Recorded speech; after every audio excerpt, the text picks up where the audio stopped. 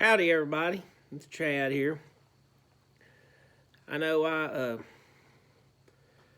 I've never thought about it, but I guess a lot of people don't really know much about me and what all I've done and everything. So I was gonna try to do a short but sweet little video here, kind of tell you a little bit about me. Daddy, before he passed away, he wanted to do a interview with me and talk to me and stuff, and I never did do it. So I think it's time for me to kind of do that. But anyway, I'll do the best I can to make it quick and where you're interested in it. But he's talked about me a lot in the videos and everything. And I've got a sister too, so I would have made a video of her while she is here. But we might do that one day whenever she comes back in town. But I was born January the 9th, 1979, so I turned 42 this year. And I've been, I started helping Mom and Daddy, I think, whenever I was, I helped them off and on ever since I was little. But I quit school whenever I was 17, I think. I think I just started my 11th grade year, and I started in August, and I think I left in October. School just never was my thing. I hated it. I didn't want to be nowhere around it. I despised going. A lot of times Mom would have to run me of a morning. Daddy'd have to run me, Mom would catch me. But I left school and started helping them full time, and they had that handset mill, so I started turning logs. And there's Figgy, they ain't Figgy, but I started turning logs with a peavy. I'd turn logs and wash them, and I'd do the dogs and stuff at the sawmill. And the school, they'd call about every day, wanting me to come back, and they never would. I was like, I don't need that, I just didn't. It wasn't for me. I knew I wasn't gonna go to college, so. And as much as I hated school, I know I wasn't going to go to college. So I didn't do that. Well, I helped them from the time I was 16 full-time till I was about 25, 26. And I started dating my wife, and I think I was 26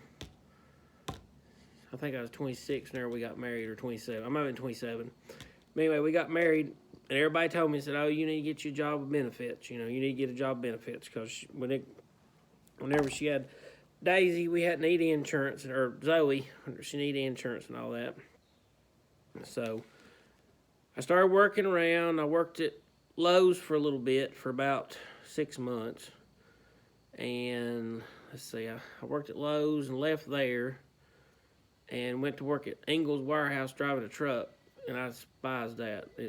That wasn't my thing. I just didn't like it. And done that for about a month, I guess. Left there and went to work at Builders Express out here at Weaverville. And I really liked it. It's delivering and everything to everybody. And I really liked that job. But it was like working at sawmill. It didn't have no benefits. So I left there and went back to Lowe's. Worked there for about 6 months.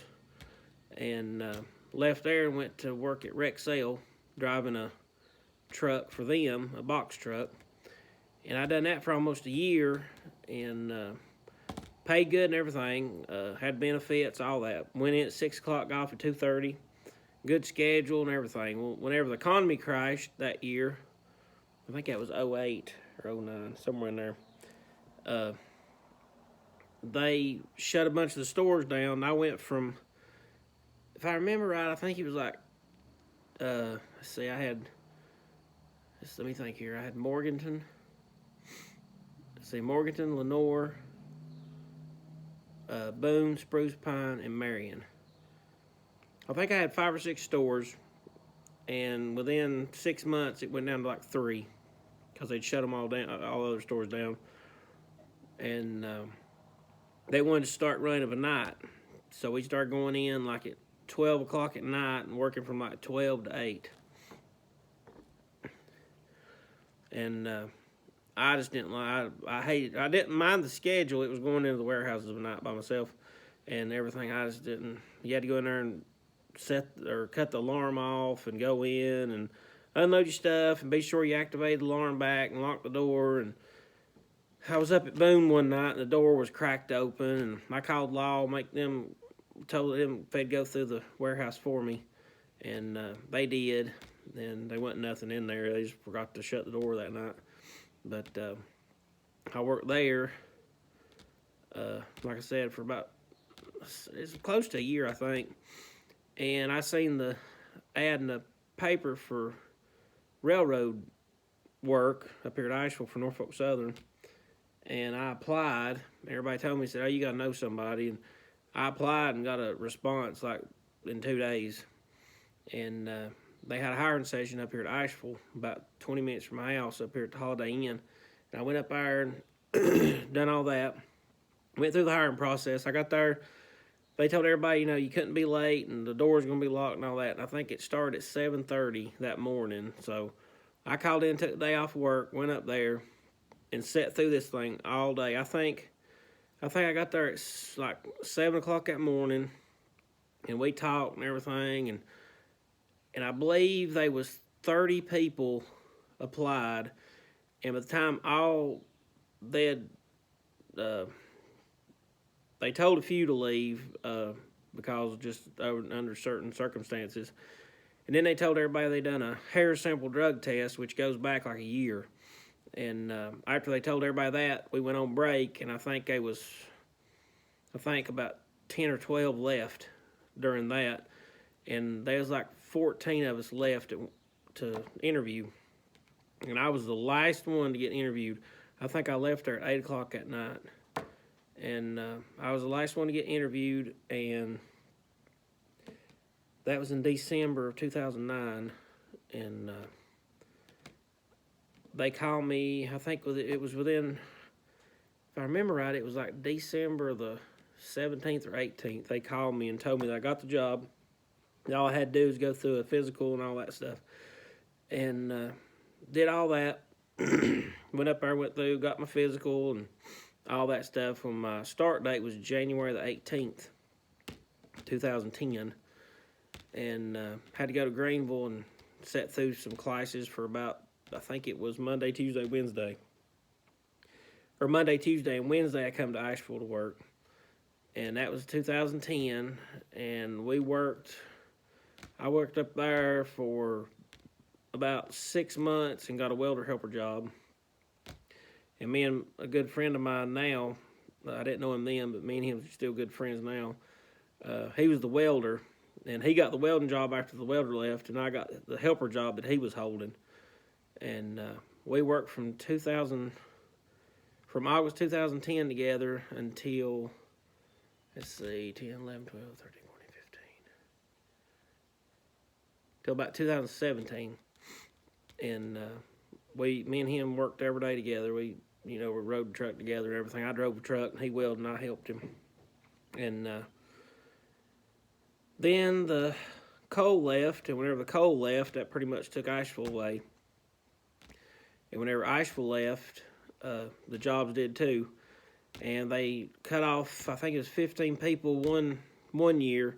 And me and Matthew, the boy I worked with, we was left to work between Asheville and Hickory. And we was kind of hoping they'd leave us alone, being, we could do anything. We could weld or whatever. Well, in, let's see, I think it's 2017, they cut everybody off. They cut us off too. And pretty much the whole west line of Asheville, they cut it off. And when they did that, I had 7 years in. And I was really wanting to get my 10 years before I left, because 10 years gets you vested in retirement. So I started traveling, and I worked in Greenville, South Carolina for right at a year. And driving from my house to Greenville, it takes about an hour and 20 minutes of the morning and about 2 hours, 2.5 hours of the evening. And I've done that for almost a year, 5 days a week. And that was horrible. I wouldn't recommend that to anybody. I mean, that was just way too much driving, way too hard on you. Saturday, you didn't want to do nothing but just lay around. You felt like crap. And I stayed down at Greenville till November, and I got a job, another welder helper job in Columbia, which it supplied meals and motels. So that wasn't too bad. It was a little bit better because it's 4 days a week. I done that for almost a year, and I got rolled, which means somebody more seniority got me, and I had to go somewhere else. So I got on this other gang, and I stayed there for almost a year and a half, about a year and a half, and they cut me off that job, and I had to go to another gang, which was a big gang. It was a big rail gang. It was about 20, 25 guys on it, and you just basically do the same thing every day. I mean, you go get in the van, you work, you get a plate hook, and that's all you do. It's the same thing every day, and I wasn't really much on that. The other jobs that I had, like a welding job, every day was a little bit different. But the rail gang, I mean, if you like the same thing every single day, it was nice, but I just didn't care for it. And last year, whenever the COVID hit and everything, I went to work on that rail gang, and I worked there from April until August. And in July, actually, they had another big cut where they cut, I think it was 6 gangs off, and it was 300 some men. Well, my gang was one of them, so they cut us all off. And the only job that I could hold anywhere, I couldn't hold nothing on the Piedmont. I could only hold a job on the DPG, which is the big gangs, and it was up in Pennsylvania. And I was not looking forward to going to Pennsylvania. So I took like a week off and didn't do anything, and called around, finally found somewhere I could go, and it was up in Pennsylvania on another rail gang. And that evening, or it was that Sunday, I think it was like the 10th of August or something like that. It was on a Sunday. I left home, and I was going to drive up to Pennsylvania. It was a 10.5-hour trip. Well, needless to say, it was August. Day wasn't doing too good. And I left about 11 o'clock that morning because it was going to be such a long drive. And I made it to Johnson City, and my wife called me, and she said that Daddy had fell, and Mama couldn't get him up out of the floor. And the more I thought about that, the more I was like, this sucks. I mean, I hated it. I didn't like it. And I was like, there's got to be a better way than this. So I took exit, pulled over, called my supervisor, and I said, hey, I ain't going to make it. I don't know when I'll be back. So I come home, help Daddy, unload my suitcase, and long story short, the suitcase has never been loaded again. But anyway, that's another story. But anyway, unload my suitcase, and we got Daddy situated. He's still pretty good then. And I told him, I said, I don't know what I'm going to do. I said, I do not want to go back. I don't want to go up there. He said, I don't blame you. I wouldn't either. So he told me, he said, well, go. And I've been talking about getting this pump truck. He said, well, go take FMLA, which is Federal Medical Leave Act. And he said, take that and find you a truck. Well, just so happens a guy in Spartanburg had a truck for sale. And I went and looked at it and everything, and I bought it. Luckily, I had some money saved up, some 401k and everything, had enough to get it, so I bought it. And that was in August. And we started pumping in August the 15th, I think, was when I first started with that. And we started pumping and on August 15th, and we had a pretty good start. I mean, we didn't do too many that first month, but September we done like 5 tanks, I think, 6. I thought that was pretty good. Well, I told my wife, I said, I'm going to go back to the railroad middle of October. I said, that way it'd get us through the winter, because I didn't know how this truck would do in the winter. I didn't know if we'd be, down eating rice and snowballs or what. So I said, I don't know what's going to take. I don't know how. I know in the summertime it'd probably be a little better. So I said, let's get through winter, and we'll see how it goes. And October's whenever they started doing pretty bad. And October 17th, whenever he passed away, and that was whenever I was going to go back. And I told my wife, I said, I'm not going to go back. Because I supposed to went back November the 2nd, which was on his birthday. And I said, I'm definitely not going back then. And so we just took a gamble.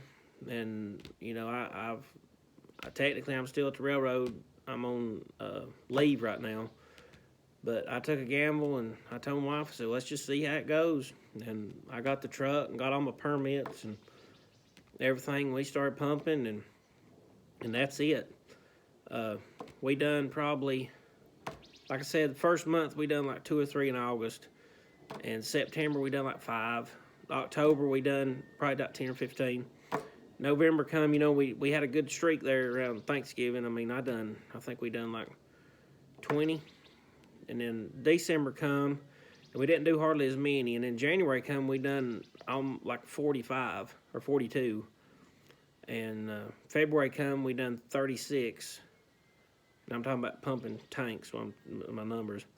And then March come, and I think we done 40. We done 40 some. And then April come. In April, we done, I think, if I ain't mistaken, I think we done 62 tanks to get all together.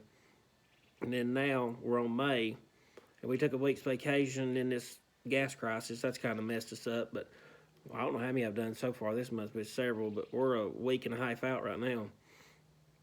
But that's just it. I didn't like how it was going, so I took a gamble on it. I mean, not many people can say they started a business during the biggest pandemic we've had in a long time and actually made it work, but we did somehow. So but I was telling my wife the other day, we was hooking up our camper at the campground, and I told her, I said, what's funny, I said, everybody has to deal with crap. Because as I was hooking up my sewer line, I told her, I said, you deal with crap at home, you deal with crap at work, and you deal with crap whenever you're on vacation. I said, if you got a camper, I said, so everybody has to deal with this. I said, I guess that's the reason we're doing good, because everybody has to deal with it. I mean, there ain't nothing you can do with it. I mean, it ain't like you can poop in a bucket. So, but that's basically it. I've just been rambling. I know it took about 17 minutes. I hope everybody enjoys the video. But Daddy always wanted me to do one, like a little interview, but I wish he was here. I messed up, but hopefully this works just as well. But that's a little bit about me. I'm married. We've been married since 2006. Been together since 2005. So we got an anniversary coming up here in June. So we have to plan for that. Got 2 kids. One Zoe, she'll be 14 this year, and all that. And Daisy, I think she'll be 12 in December. So, but I still live here on the place at Mama's at the sawmill. I live between the sawmill and her house, and she's doing good. We had a cold or something or other. That boy that works for me, he got COVID, and I went and got tested the day after he got diagnosed and test negative, and then I went back the 5th day and got tested again and come back negative. Then we went on vacation, so everything's good, but I think we had allergies or something. And Mama mowed down there the other day, and now she's got the headache and coughing and snorting around, so hopefully she gets better soon. But that's a little bit about my life. Like I said, I hope everybody enjoys the video. I'll try to come up with some more stories, but this is just how it is right now. But hope everybody enjoys it. Hope everybody's doing well. I appreciate all the positive feedback. We did saw some other days you seen on the video, and yeah, I didn't intentionally drop that log. It's just one of them. I got my buttons confused, so we got it straightened out though. Mama said we might buy some more logs and saw a little bit more. But anyway, well, I have rambled on for about 20 minutes, so hopefully everybody gets a good laugh out of this video and figures out what I've done. But just long story short, you don't have to have a college degree and everything to make it in this old world. I've had some of the best jobs in the country, and I ain't even got a high school diploma. So everybody asked me about that, and I said, well, you just make your life what it's going to be. But when I worked for the railroad, I was making more than a lot of my wife's friends that's got 4-year degrees. So, and now I own my own business. So, you make life what it is. So, you can either have filet mignon or you can have bologna, whichever you choose. So, depends on how early you want to get up. But anyway, we'll see y'all later. Hope you enjoyed it. See y'all. Bye.